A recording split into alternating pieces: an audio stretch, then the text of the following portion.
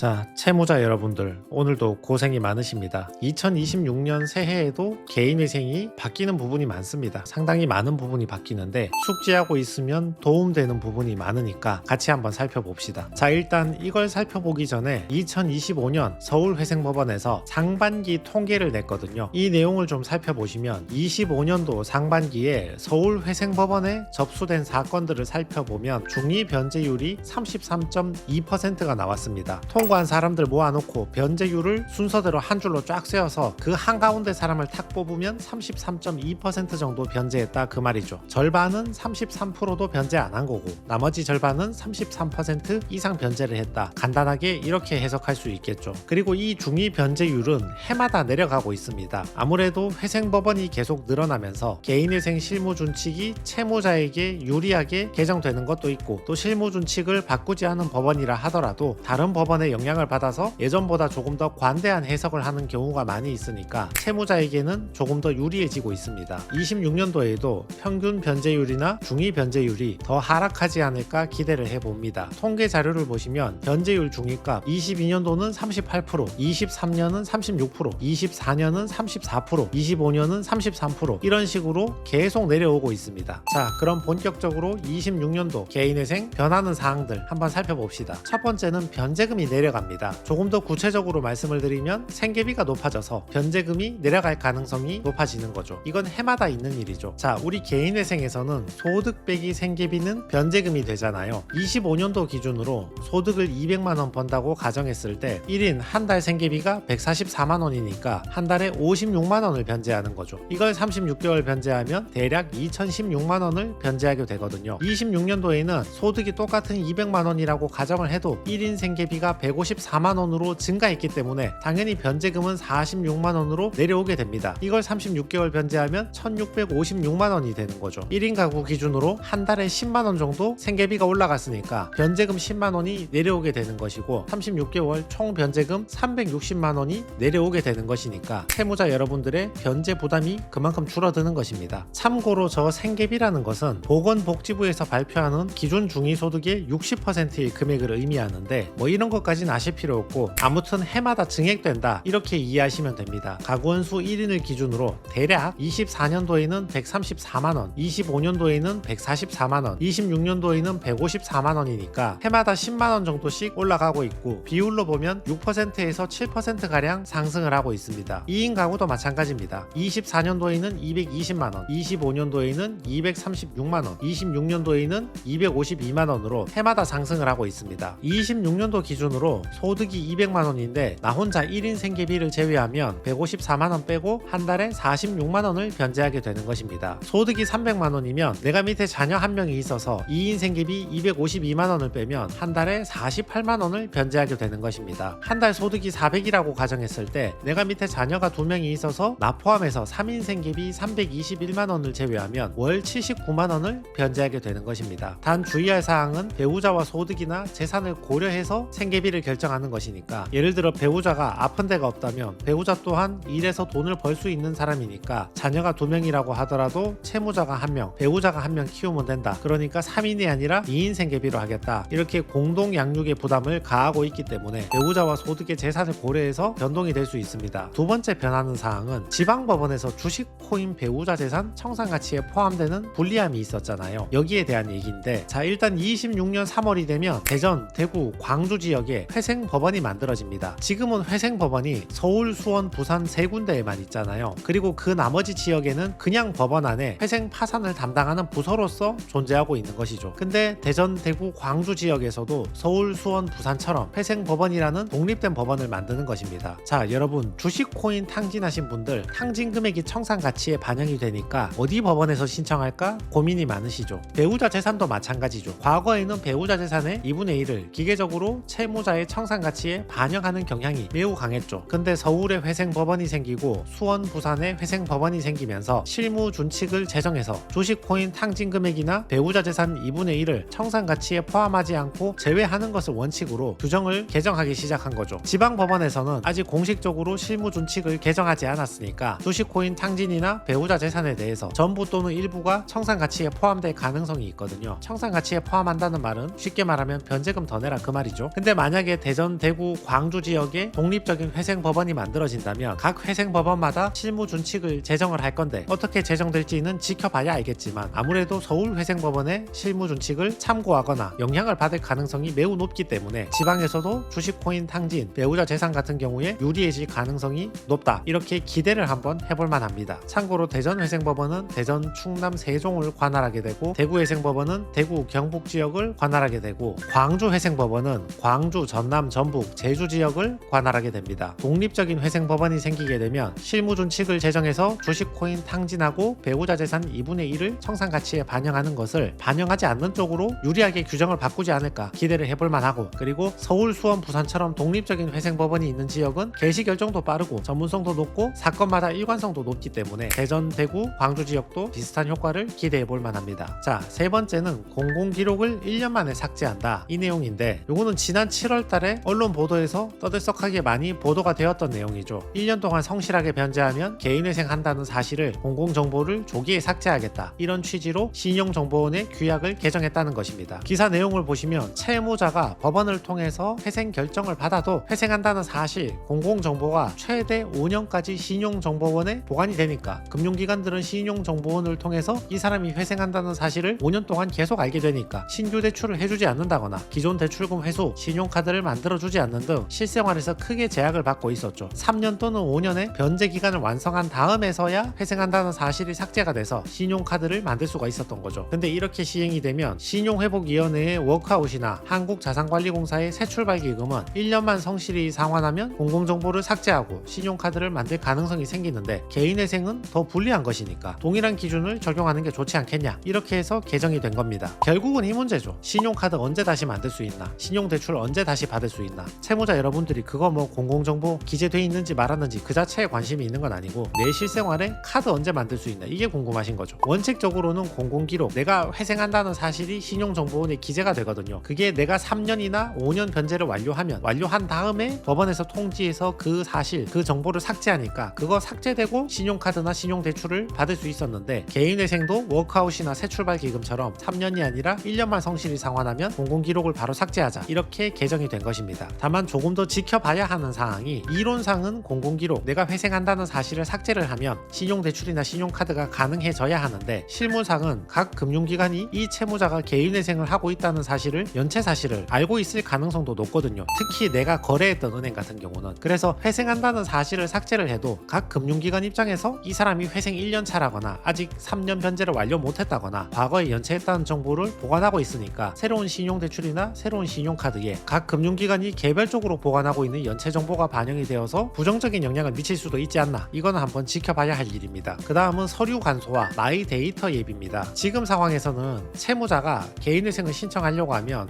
자기 부채 증명서를 제출해야 되거든요. 내가 어디 은행에 얼마의 빚을 지고 있는지 원금하고 이자를 정확하게 계산을 해서 법원에 제출을 해야 되잖아요. 그러니까 채무자가 신한은행에 가서 부채증명서를 발급받고, 국민은행에 가서 부채증명서를 발급받고, 농협 가서 부채증명서 발급받고, 우리카드에 가서 부채증명서를 발급을 받아야 됩니다. 인터넷으로 가능한 금융기관도 있고 팩스로 가능한 기관도 있고 직접 방문해야만 가능한 기관이 있는데, 아무튼 여러가지 기관을 여러가지 방법으로 부채증명서를 발급을 받아야 되는 거죠. 이게 불편한 점이 많죠. 그래서 변호사 사무실이나 서류 발급 대행하는 업체를 통해서 채무자가 직접 하지 않고 시켜서 부채증명서를 발급받는 경우가 대부분인데, 그렇다 하더라도 일주일 정도 기간이 소요될 수 있고 부채증명서를 발급받는데 금융기관에 별도의 수수료를 제출해야 되니까 별도의 비용이 될 수가 있고, 나 대신 다른 사람을 보내서 부채증명서를 발급받기 때문에 인감증명서를 여러 통 준비해서 대리인한테 줘야 되는 불편함이 있었죠. 근데 이걸 마이 데이터 앱을 통해서 부채증명서를 한 방에 한 번에 발급받을 수 있도록 시스템을 만들고 있다고 합니다. 금융위원회 보도 자료를 보시면 금융 마이 데이터 인프라를 통해서 법원 개인회생 파산 신청이 편리해집니다. 현재는 개인회생 파산을 신청할 때 여러 금융기관을 일일이 직접 방문해서 부채증명서를 일일이 발급받아서 제출해야 되는데 이게 너무 불편하다. 그러니까 여러 금융기관에 흩어진 채무자 자신의 부채 정보를 한 번에 로딩할 수 있도록 본인 앞 전송, 마이 데이터 포켓 앱으로 조회할 수 있도록, 다운받을 수 있도록 시스템을 만들자. 이게 본인 앞 전송이라는 시스템이고요. 그 다음 2단계는 법원 전산 개발이 완료가 되면 본인이 한 번에 받을 필요도 없이 금융기관들이 법원으로 한 번에 전송해주면 될 거 아니냐, 기관 앞 전송이 됩니다. 이것까지 실현을 해보자, 이렇게 계획을 세워두었습니다. 현행은 채무자가 은행 가서 부채증명서 받고, 보험사 가서 부채증명서 받고, 카드사 가서 부채증명서 받고, 캐피탈 가서 부채증명서 받아서 싹 모아서 회생법원에 제출하는 방식이죠. 물론 변호사 사무실이나 대행업체가 이걸 대신하고 있긴 하지만 그만큼 기간이 걸리고 비용이 별도로 들어가니까요. 이게 개선이 되면 1단계로는 본인 앞 전송, 보험사, 금융사, 카드사 각 금융기관이 전부 다 마이데이터 포켓 앱으로 부채 내역을 한 번에 다 보내주는 겁니다. 그러면 채무자는 클릭 한 번으로 나의 모든 부채 내역을 한 번에 다운을 받아서 법원에 제출하는 거죠. 그리고 2단계는 기관 앞 전송인데 은행, 보험사, 저축은행, 카드사가 마이데이터 포켓 앱으로 채무자의 모든 부채 정보를 보내주면 채무자가 이걸 다운받을 필요도 없이 마이데이터 포켓 앱에서 회생법원으로 바로 보내주면 될 거 아니냐. 이렇게 기관 앞 전송으로 개선을 한다고 합니다. 그래서 향후 계획은 1단계 본인 앞 전송은 26년 상반기 중에 실현을 하고 2단계 기관 앞 전송은 27년 중 시행을 목표로 하고 있다. 다만 정부 정책이라는 게 항상 목표가 그렇다는 것이지 실제로 그 기간 안에 정확하게 실현될지는 지켜봐야 하는 거니까 계획보다는 다소 느려질 수도 있다. 좀 여유롭게 생각해 주시는 게 좋을 것 같습니다. 자, 그래서 정리해보면 2026년도에 개인회생은 어떻게 바뀌는가? 첫 번째는 생계비가 올라가서 변제금이 내려온다. 두 번째는 지방법원의 회생법원이 만들어지면서 주식, 코인, 탕진이나 배우자 재산에 대해서 유리하게 실무준칙이 개정될 가능성이 높고 사건이 더욱 신속하게 처리될 것으로 예상이 된다. 세 번째는 공공기록이 1년 반 성실하게 변제하면 삭제하는 것으로 규정이 바뀌었으니까 신용대출이나 신용카드를 더 빨리 쓸 수 있을 것 같다. 네 번째는 서류가 간소화된다. 마이데이터 앱을 통해서 부채증명서를 한 번에 나의 모든 채무를 한 번에 조회할 수 있다.